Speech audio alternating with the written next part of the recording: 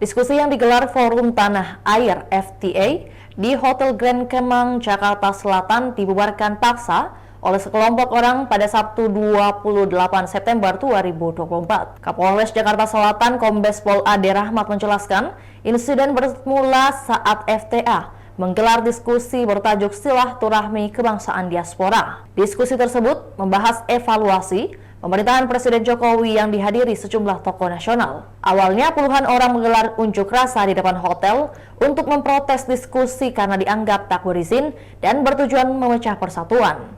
Saat itu polisi diterjunkan untuk mengamankan unjuk rasa. Namun tak disangka puluhan orang menyusup lewat pintu belakang hotel dan langsung membubarkan diskusi. Polisi baru menyadari mereka kecolongan saat para pelaku sudah merusak ruangan diskusi.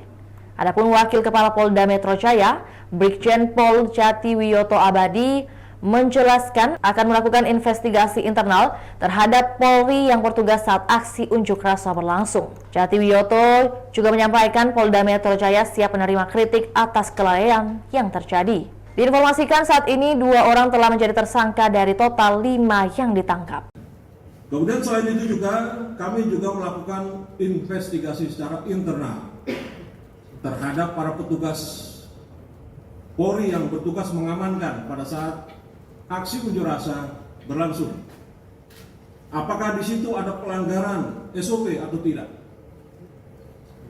Contoh, apakah sudah ada KPP mengecek jumlah personel yang dilibatkan? Ya, kemudian cara bertindak yang akan dilakukan, termasuk bila terjadi dinamika yang berkembang, apa yang harus dilakukan? Kita akan lakukan investigasi secara internal jika ada pelanggaran yang dilakukan oleh anggota kita pada saat kegiatan pengamanan kemarin.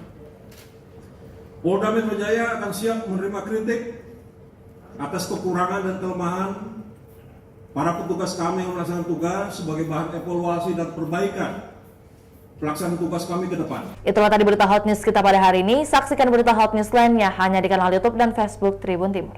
Download Tribun X sekarang, menghadirkan lokal menjadi Indonesia.